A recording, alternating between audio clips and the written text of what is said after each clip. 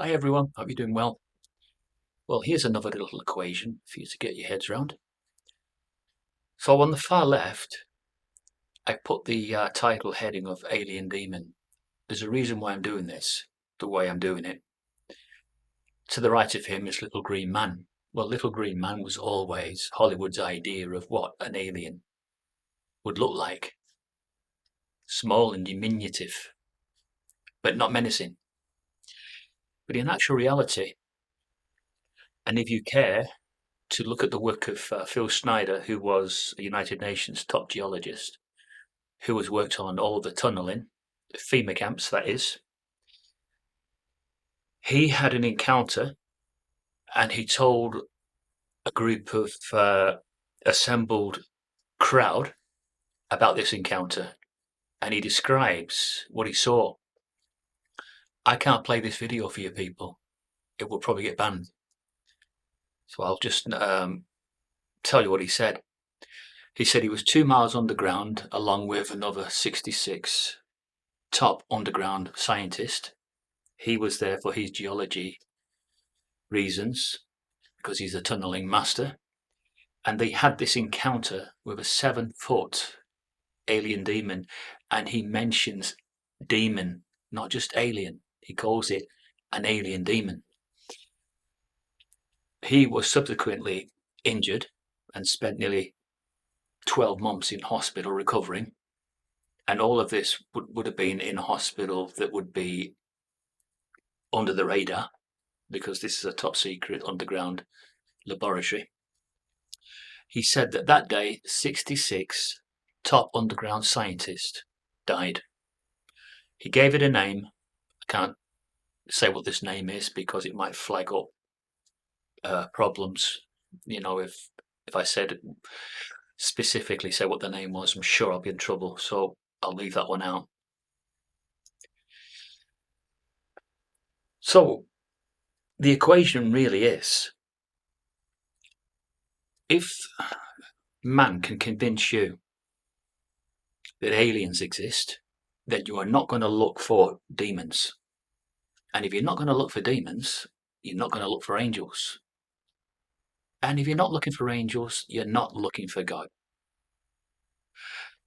So it's likely that they don't mind admitting recently, talking about what's just happened recently with the sighting, and then people describing what they saw in their backyard. And they were specific about one thing. These were huge giants with big eyes. Alien demons? Well, who knows?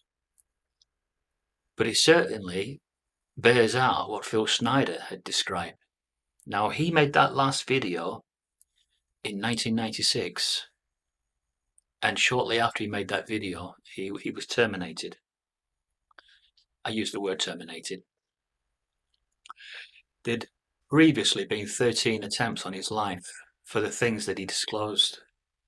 Many of the things that he disclosed will open your eyes.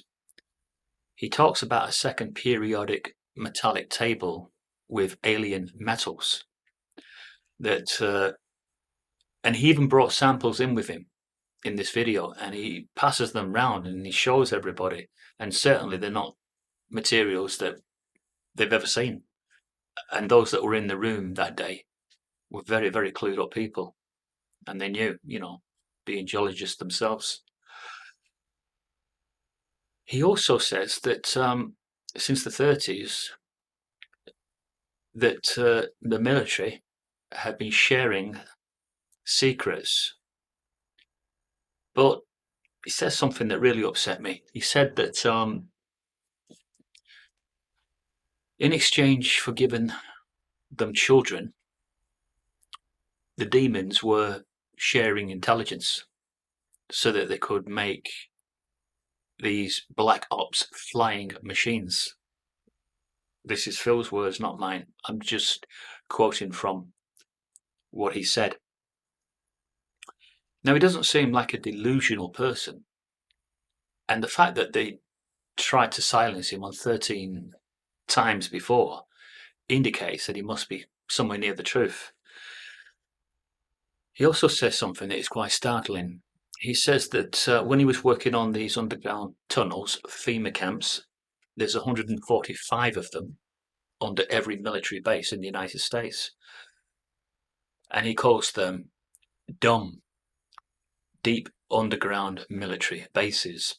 They all have a function, and they're all going to be used to the capacity. Probably when, he says, Phil's words, not mine, when they introduce martial law the world over.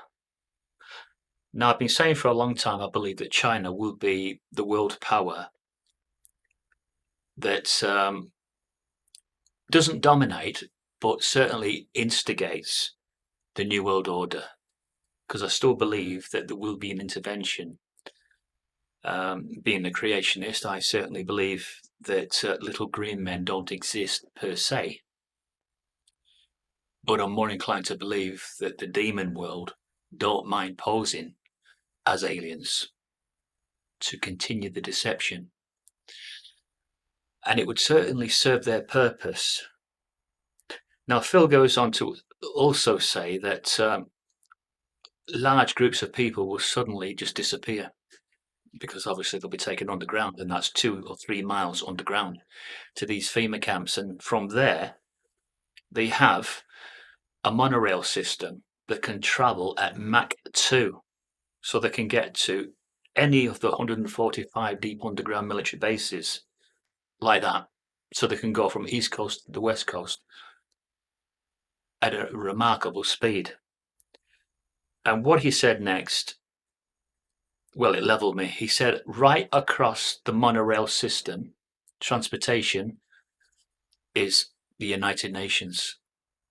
So the United Nations is funding the New World Order and what is likely to be the control of human population to come. And I'm going to stop it there. And if I get in trouble for telling you this, well, others have tried to tell you beforehand, and they've been shut down.